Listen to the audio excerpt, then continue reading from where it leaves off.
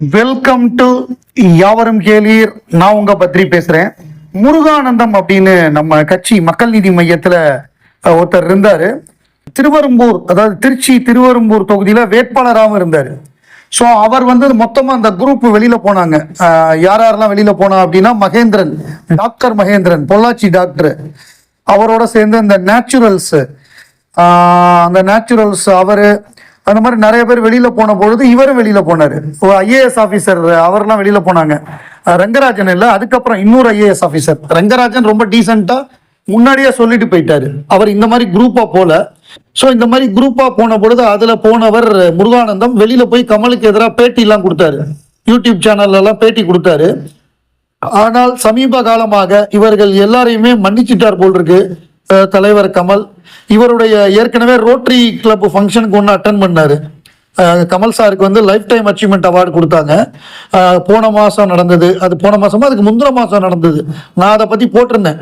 So இப்போ என்னன்னா, இப்போ எதனால இவரை பற்றி நான் சொல்கிறேன்னா, 23 டிசம்பர் வர்ற 23ஆம் தேதி டியூஸ்டே அன்னைக்கு 4 மணி, மாலை 4 மணிக்கு ஹோட்டல் கோர்ட்யார்டில், மேரியாட் கோர்ட்யார்டு திருச்சிராப்பள்ளியில் ஒரு ஃபங்க்ஷன் நடக்குது. அதாவது physical education foundation of India, Kamal பண்பாட்டு மையம், கார்டியலி இன்வைட் யூ அப்படின்னு போட்டு awards for excellence in sports 2025, chief guest Padma Bhushan doctor Kamal Haasan, member of parliament Rajya Sabha, president of Makkal Needhi Maiam, we are truly blessed to have you gracious presence with us சொல்லிட்டு Rotarian Muruganandam அவர்கள் இந்த இதை போட்டிருக்காரு. Doctor Piyush Jain, doctor Prasanna Balaji, இவங்கெல்லாம் சேர்ந்து அனௌன்ஸ் பண்ணியிருக்காங்க. இது முருகானந்தத்துக்காக தான் இந்த ஃபங்க்ஷனை அட்டன் பண்றாரு. ஸோ பழைய ஆட்கள் எல்லாரையுமே அவர் மறப்போம் மன்னிப்போம் அப்படின்னு சொல்லி மன்னிச்சு அவங்களோட ஃபங்க்ஷன்லாம் போய் அட்டன் பண்ற லெவலுக்கு, திருச்சியில அட்டன் பண்ற லெவலுக்கு அவர் பெரிய மனசோட இருக்காருன்னா ஆச்சரியமா இருக்கு. ரஜினிகாந்துடைய மகள் சௌந்தர்யா, இளைய மகள், அவங்க தான் இப்ப சமீபத்துல படையப்பா சம்பந்தமாக ரஜினிகாந்த் அவர்கள் ஒரு 36 நிமிஷம் ஒரு ஸ்பீச் கொடுத்தாரு. ஒரு யூடியூப்ல ஒரு வீடியோ மாதிரி போட்டாங்க. அதை டைரக்ட் பண்ணது அவங்க தானா, அதை அவங்க தான் எடிட் பண்ணியிருக்காங்க. நல்லா பண்ணியிருந்தாங்க. ஒரு 36-37 நிமிஷம் கரெக்டா தொய்வு இல்லாம அதை பண்ணியிருந்தாங்க. ஸோ அவங்க ஒரு சமீபத்துல ஒரு பேட்டி கொடுத்துருக்காங்க. அந்த பேட்டியில அவங்க என்ன சொன்னாங்க அப்படின்னா, அப்பா கமல் அங்கிளோட ஒரு படம் நிச்சயமா பண்றாங்க. அவங்க கதை கேட்டுட்டு இருக்காங்க. ஏராளமான பேர் கதை சொல்லிட்டு இருக்காங்களாம். அப்பாவும் கமல் சாரும் கதை கேட்கிறாங்க.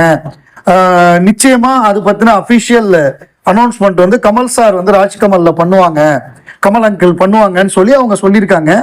அப்ப ராம்குமார் என்னாச்சு, ராம்குமார் பாலகிருஷ்ணன் என்னாச்சு அப்படின்னு நமக்கு ஒரு டவுட் வரும். அது முடிவு பண்ணிட்டாங்க. அது ரஜினி நடிக்கக்கூடிய 173, இது கமல் ரஜினி சேர்ந்து நடிக்கக்கூடிய படம், அதுக்கு அடுத்த படம். ஸோ அதுக்கு தான் இந்த அனௌன்ஸ்மெண்ட், இதை பத்தி சொல்லியிருக்காங்க. எல்லாமே அஃபிஷியலா ராஜ்கமல் பண்ணுவாங்க, Kamal uncle listening to script அப்படிங்கிற மாதிரி சொல்லியிருந்தாங்க. விரைவில் அதற்கான அறிவிப்பு வரும் அப்படின்னு. ஸோ இது சம்பந்தமா நம்ம தரப்பு, ராஜ்கமல் தரப்புல இருந்து எந்த செய்தியும் வரல. ஸோ இப்ப இவங்க தான் அந்த செய்தியை சொல்லியிருக்காங்க. சுமித் ராகவன் அப்படிங்கிற ஒரு நடிகர், அவர் பிங்க் வில்லாக்கு ஒரு பேட்டி கொடுத்திருக்காரு. அது என்னன்னா, உலகநாயகன் கமலஹாசனை பத்தி அவர் பேசியிருக்காரு. அதுல அவர் குறிப்பிடுறது என்ன அப்படின்னா, நான் சினிமால நடிக்க வர்றதுக்கு முன்னாடி பரதநாட்டியம் கத்துக்கிட்டேன். அதுக்கு முழு முதற் காரணமே உலகநாயகன் கமலஹாசன் தான். நான் அவருடைய சத்மா பார்த்திருக்கேன், சாகர் பார்த்திருக்கேன், அவருடைய சாகர சங்கமம் பார்த்திருக்கேன். நீங்க அவசியமாக சாகர சங்கமம் படத்தை பார்க்கணும். அதுல அவர் ஒரு குடிகார நாட்டிய கலைஞரா, ஒரு ஜேர்னலிஸ்டா பண்ணியிருப்பாரு. அதுல ஒரு காட்சி ஆபீஸ்ல நடிச்சிருப்பாரு.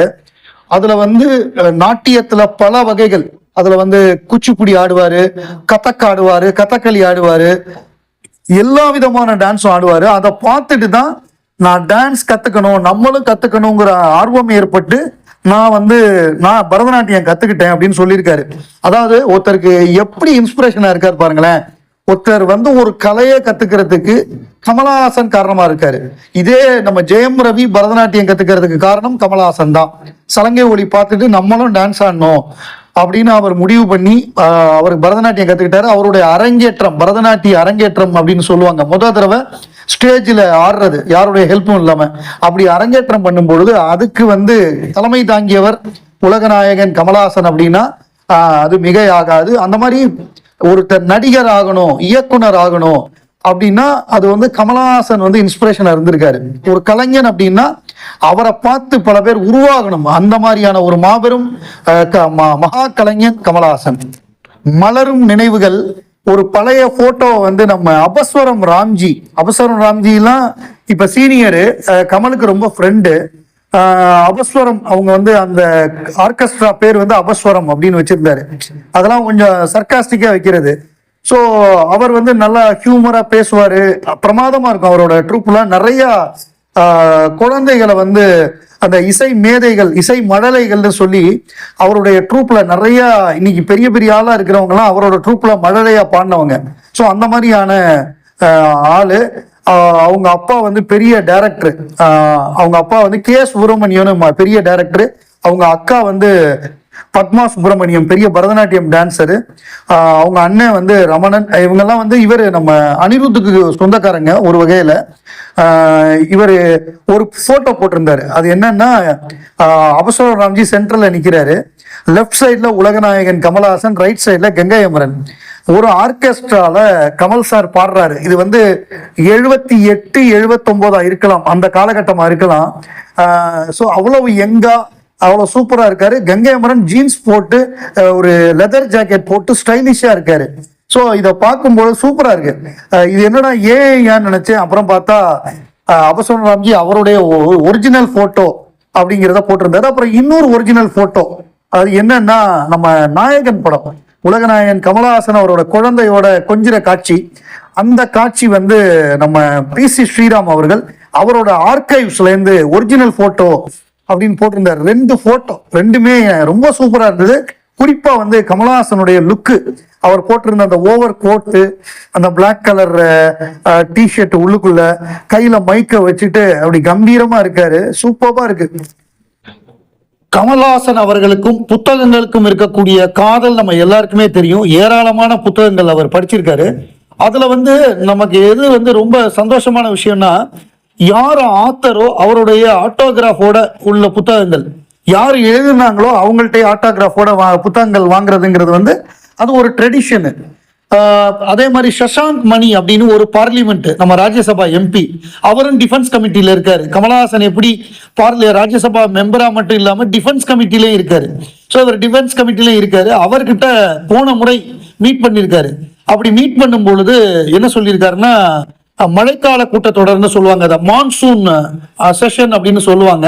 அந்த மான்சூன் செஷன்ல மீட் பண்ணும் பொழுது, சார் நான் உங்களுடைய மிடில் ஆஃப் டைமண்ட் இந்தியா புத்தகம் படித்தேன், எனக்கு வந்து அடுத்த முறை நீங்க வந்து ஆட்டோகிராஃப் போட்டு அந்த புத்தகத்தை கொடுக்கணும் அப்படின்னு சொல்லியிருக்காரு. ஏன்னா அப்ப கையில புத்தக காப்பி இல்லை போல் இருக்கு. அப்ப இப்ப வந்து நடக்கக்கூடியது குளிர்கால கூட்டத்தொடர், வின்டர் செஷனு. ஸோ இந்த வின்டர் செஷன் நடக்கும் பொழுது 2 பேர் மீட் பண்ணியிருக்காங்க ராஜ்யசபால. அவர் வந்து தன்னுடைய ஆட்டோகிராஃப் போட்டு கமல் சார் கொடுத்திருக்காரு. Super star of Indian cinema அவர் வந்து கமலஹாசன். அவர் வந்து ஏராளமான ரசிகர்களை வந்து தனக்கு சொந்தமாக்கி இருக்காரு. பல மக்களுக்கு வந்து ஆர்ட்டை வளர்த்தவர் அவர் தன்னுடைய நடிப்பு மூலமாக. இப்போ வந்து ராஜ்யசபா MP-யா வந்திருக்காரு. என்னுடைய ஆட்டோகிராஃப் போட்ட மிடில் ஆஃப் டைமண்ட் இந்தியா அப்படிங்கிற புத்தகம் அவருக்கு ரொம்ப பிடிச்சிருந்தது அந்த கமல் சாருக்கு. அதை வந்து நான் கமலஹாசன் ஜிக்கு பிரைஸா கொடுத்தேன் அப்படின்னு சொல்லி அவர் தன்னுடைய பதிவை வந்து இன்ஸ்டாகிராம்ல போட்டிருக்காரு. சஷாங்க் மணி அப்படிங்கிற அந்த MP